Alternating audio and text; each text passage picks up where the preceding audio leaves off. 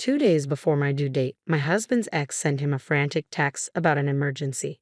He told me to handle things on my own and disappeared for a week. When he finally came back, he was stunned to find his mom at our house with some papers. Oh boy, I read it. I'm in a very complicated situation right now, and any advice would be greatly appreciated. My husband Jeremy, 35M, and I, 32F, have been together for 5 years, married for 2. We met through work, so I didn't know much about his past initially. Eventually, I learned that we both had only had one serious relationship post-college. My ex and I had dated for 4 years, 3 during college and 1 year after, but we broke up due to personal differences and lost touch. We had been broken up for almost 5 years when I met Jeremy. However, Jeremy was still in touch with his ex when we started dating and was actually pretty good friends with her. His ex, let's call her Valerie, was his high school sweetheart. They had been together since they were 16, right through college, and had been broken up for 5 years when he met me. He told me that they had parted ways because she wanted to advance her career with a job in Australia, and he didn't want a long-distance relationship. They tried to make it work for a few months, but eventually mutually agreed to part ways since it was for the best. They were part of the same circle, so they continued to stay in touch and remain friends. I was fine with it until I met his group of friends for the first time after almost 9 months of dating. All of them got together for dinner on New Year's Eve, and Jeremy decided to take me along to introduce me to his friends. Valerie was there as well, which surprised me since I hadn't been prepared to see her. Jeremy had only said nice things about her, so initially, I wasn't insecure. But as soon as I started interacting with her, I realized her energy was very different from what I had expected. Jeremy had made her sound warm and relaxed, but she wasn't like that at all. She made some really cutting remarks about me in front of everyone, and everyone just laughed it off because apparently that was her sense of humor. But I didn't like it one bit. Nobody seemed to get it because she disguised her comments as jokes, like how she remarked that I looked different in person than in pictures, and how she wasn't sure if I was Jeremy's type since he preferred tall blondes and I was neither. But she was, and everybody laughed since they thought she was just joking. She also made some remarks about how I was her successor, so she felt like she owed it to me to give me some training on how to keep Jeremy happy. These remarks were still somewhat harmless, and I was willing to look past them, thinking she might just have a very weird sense of humor. But then, while we were drinking, she toasted to the fact that Jeremy had finally moved on and how happy she was for him. I thought that was nice until she added that had it not been for her decision to move to Australia, I probably wouldn't even be there with them. Thankfully, nobody laughed because it was awkward, but she quickly started laughing at her own comment, forcing everyone to chuckle to move past it. It wasn't lost on me that she was still possessive about Jeremy. Once we got back home, I told him I didn't want her speaking to me again if he wanted to be with me. I told him I was uncomfortable with his friendship with her since she was clearly not over him and had been rude to me the entire evening. I had put up with her respectfully once, but I wasn't going to do it again. I was very clear about my boundaries because even in my earlier relationships, I had to deal with similar issues. Thankfully, Jeremy seemed to understand where I was coming from. He told me he also found her behavior strange and decided he would cut her out of his life because he didn't want her causing issues in our relationship. After that incident, I never heard him mention Valerie or speak to her again. He told me he had blocked her, so I was content with that explanation. I met his friends several times after that, and they never brought up Valerie with me, probably because Jeremy had told them I didn't like her. Things had been going smoothly until last week. I was pregnant, and last Sunday was my due date. It's Thursday now, and Jeremy left to attend to Valerie because she had some emergency and needed him by her side. He left 2 days before my due date and came back last night. We had a massive argument about it because I had assumed he had blocked Valerie and wasn't in touch with her. He told me he had indeed blocked her, but she had used a different number to contact him and was pretty desperate. Apparently, she had been diagnosed with stage 2 brain cancer and really needed someone to be there for her. I was furious with him. How could he leave me alone when I was so heavily pregnant? I understood that it was difficult for him to accept that someone he used to be close to might not make it, but it wasn't as if she was going to pass away immediately. He could have gone the next day after being there for me during the labor and seeing his child born, but as soon as he got the news, he had to leave immediately. I tried to explain how ridiculous it was for him to even consider leaving me in this condition, but he insisted he'd be back before I went into labor, saying due dates aren't accurate and I might still have another week. He told me to just deal with it until he returned, then left for the airport without even finishing our conversation. He knew I didn't have my family here. My parents lived in Ua, and I was completely relying on him. After he left for the airport, I tried calling him several times, but his phone was switched off. Desperate and upset, I called my mother-in-law, who had always been nice to me. Through tears, I explained the situation, and she came right over, trying to call him as well. But of course, his phone remained off. She comforted me and stayed with me all day because I was extremely upset and kept crying, with the pregnancy hormones amplifying my emotions. We couldn't reach Jeremy until the next day, and even then, he didn't answer our calls. He only sent us both a text saying he would be back soon, hopefully before the baby was born. He apologized and said he would accept any punishment I deemed fit when he returned. But for now, he had to be there for an old friend who had no family in Australia and whose parents couldn't fly out due to her father's illness. She was counting on him to help her process this news, and he just had to be there.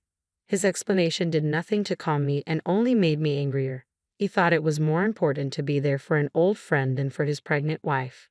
A cancer diagnosis is serious, but what could he do about it? Cure her instantly? No, he should have stayed with me. My mother-in-law agreed and asked me bluntly if I wanted to leave him. Without much thought, I said yes. She spoke to her lawyer and had him draw up divorce papers and an agreement to terminate Jeremy's parental rights. She told me that if he came back before the due date, I could decide whether to file for divorce or talk to him first. If he didn't make it back in time, it would be clear what I had to do. Having raised Jeremy as a single parent, she understood the struggle and was determined to ensure I wouldn't go through the same thing. She promised Jeremy would pay child support, unlike his father, who abandoned them. She stayed with me throughout the week, offering support. For the next few days, neither of us contacted Jeremy. On Monday, I went into labor. My mother-in-law tried calling Jeremy to let him know, but he didn't pick up. She decided not to text him because there was no point. Fortunately, my parents had flown in the day before, so they were there for me. Still, I felt Jeremy's absence acutely. I made up my mind that no matter what happened when he came back, I would never see him the same way again. 3 hours after giving birth, I filled out the paperwork for the divorce and told the lawyer to file it on my behalf. One of my friends had advised me that if I wanted to be happy and be a good mother to my child, I had to take care of myself first. I couldn't do that with a man who prioritized his obligations to Valerie over me. After our daughter was born, I didn't even call Jeremy. My mother-in-law, my parents, and I stayed at home together. My parents were supposed to leave tomorrow, so it would just be me and my mother-in-law. I told them all about my decision to leave him because he hadn't tried to contact me despite promising to be back before the due date. He had spent a week with Valerie instead. Last night, Jeremy came home late. I opened the door and he hugged me, but I shook him off and said I wanted nothing to do with him. Hearing the doorbell and the commotion, my mother-in-law walked into the room with the papers and threw them in his face. She demanded he leave immediately. She didn't care where he spent the night. She wanted him out of the house because I needed peace and quiet after giving birth. She also told him I had already filled out the divorce paperwork and needed him to complete the paperwork to terminate his parental rights. Jeremy was shocked and speechless for a few minutes. I left the room because I was still weak and needed to recover. Seeing him had weakened my resolve. Then I heard yelling and realized Jeremy was fighting with his mother. I stayed out of it, comforting my daughter. After a few minutes, Jeremy started calling my name, demanding to see his daughter, claiming I owed him that much. That infuriated me. I put my daughter in her crib and confronted him. I told him I owed him nothing. He had chosen not to be there for me during my pregnancy and the birth of our child, leaving me alone. I was lucky my mother-in-law was there for me, but I owed him nothing. I told him to leave and that we could discuss this later in the morning. He left with tears in his eyes, trying to talk to me one last time, but I told him to go. We were tired and went to sleep. This morning he showed up again. I finally told him it was over. It had been over the moment he left to be with Valerie. There was nothing he could say to change my mind. My mother-in-law was in the room, but I told her I wanted to have this conversation with him myself. Jeremy started crying and begging. My mother-in-law had to leave the house with the baby so our daughter wouldn't hear him.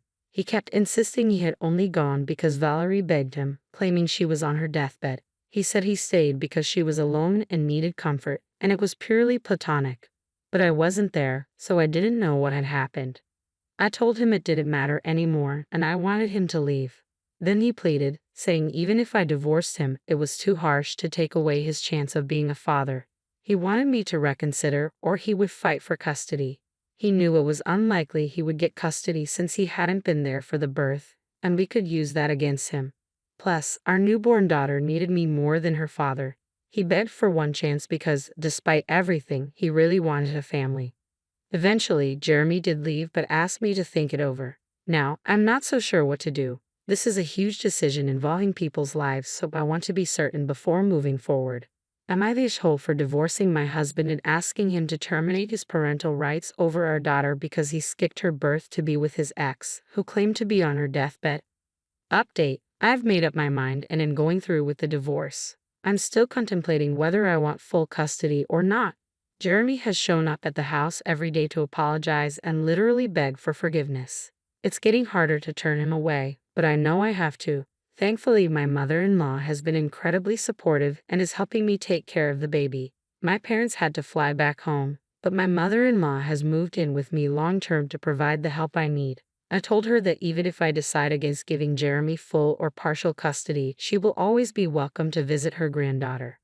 I asked my mother-in-law for her opinion on the custody situation, but she left the decision to me, confident that I'll make the right choice for both of us, just like I did with the divorce. I'm still struggling with this decision, and it hasn't gotten any easier because Jeremy keeps showing up.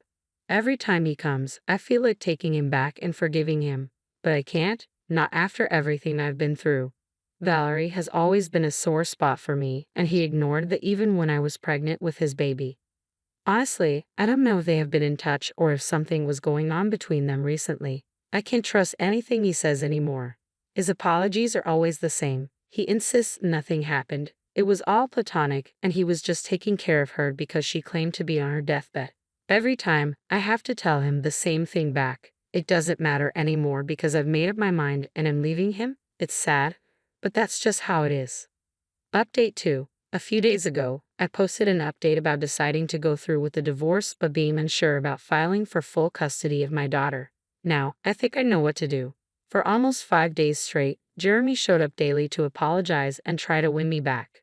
Then, he suddenly stopped. I found it strange but felt relieved, thinking I could finally think clearly. However, after he stopped coming, I started receiving texts from people telling me that what I was doing was incredibly wrong and immoral, and they never expected me to act like this. His friends began bombarding me with messages, not just his usual group but every single person who went to school or college with him. It felt like he set up a template for them to send, like a petition. They sent emails and messages trying to convince me to cancel the divorce. At first, I blocked people left and right, but then they started making fake accounts to send the same messages. There are only so many people you can block. Besides, I'm dealing with emotional trauma, processing everything, and trying to be there for my newborn daughter. This is the last thing I needed. If Jeremy really cared about me, he wouldn't be putting me through all of this at such a delicate stage of my life. It's obvious he only cares about himself. I don't think I have to worry about my daughter's custody anymore. I'm going to file for full custody, and that's final. He still has the papers and can sign his rights away if he chooses. I've spoken to my lawyer, and this is happening.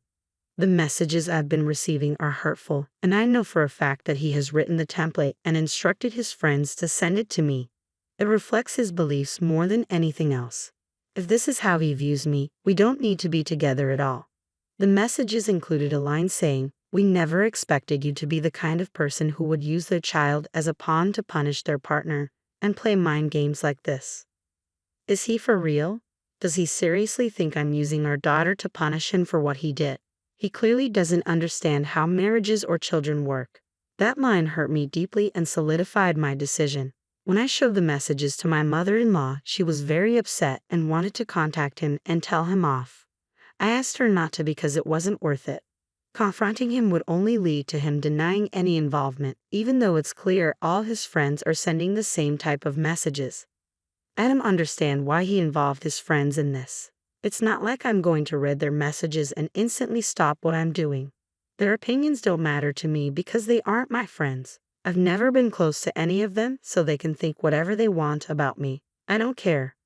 I guess he thought if enough people started texting me, I'd give in to the pressure. But he doesn't know me at all. I'm not the kind of person who bends to pressure. I did change my mind when he showed up every day begging for forgiveness. I knew letting him back into my life would not be good for any of us, especially our daughter. I might have felt terrible about it, but I still went through with it because I don't bend easily. After being with me for so long, he should have an idea of what kind of person I am. But it's clear he doesn't. It's becoming clearer every day that I'm doing the right thing by leaving him. Even if every single person he knows starts texting me, I won't change my mind. In fact, this situation has only strengthened my resolve. As long as the people I love are on my side, I don't have to worry about any of this. Update 3. The legal proceedings for the divorce and the custody agreement will commence in a couple of days. Jeremy has decided not to contest the divorce but is demanding at least partial custody of our daughter. We're going to see how that works out. I'm open to the idea because I'm not inherently evil, but I don't want to implement shared custody until our daughter is at least a couple of years old. That's what we're going to negotiate, and I'm very happy I've made this decision for myself. Now that it's finally happening and hitting me how real all of this is, I thought I would be scared, but I've never felt more sure of anything in my life. I think some of this confidence might be because of a message I received from Valerie yesterday. She told me that she really didn't want to be a homewrecker but needed somebody by her side since her parents wouldn't be there for her. Jeremy was the only person she could think of. She also mentioned that over the past couple of years she had tried to contact him several times and he had always turned her down, saying I wouldn't approve of it. But she knew that her oldest friend in the world would always be there for her, especially if she was sick, which is why she contacted him. She apologized for the trouble this had stirred up in my marriage but thought I should let him retain his individuality instead of being so controlling. So, I was right that he hadn't blocked her at all, and they had stayed in touch, maybe not in the way I thought, but they did at least speak to each other. The worst part was that she also told me they had shared a moment when they were together and ended up kissing for a couple of minutes. But after that, Jeremy had drawn away from her, saying he couldn't do this, especially while his wife was with his child. She told me that he had not let the kiss last more than a couple of minutes and that was how loyal he was to me, as if that was supposed to make a difference. It was ridiculous, but yes, I was right about everything. Now, getting the divorce and custody on my terms should be a cakewalk. I've spoken to my lawyer and we've tweaked our petition to demand slightly more of everything because I feel I deserve it since I've been cheated on. I'm feeling very confident about what I'm doing and know that things are going to work out.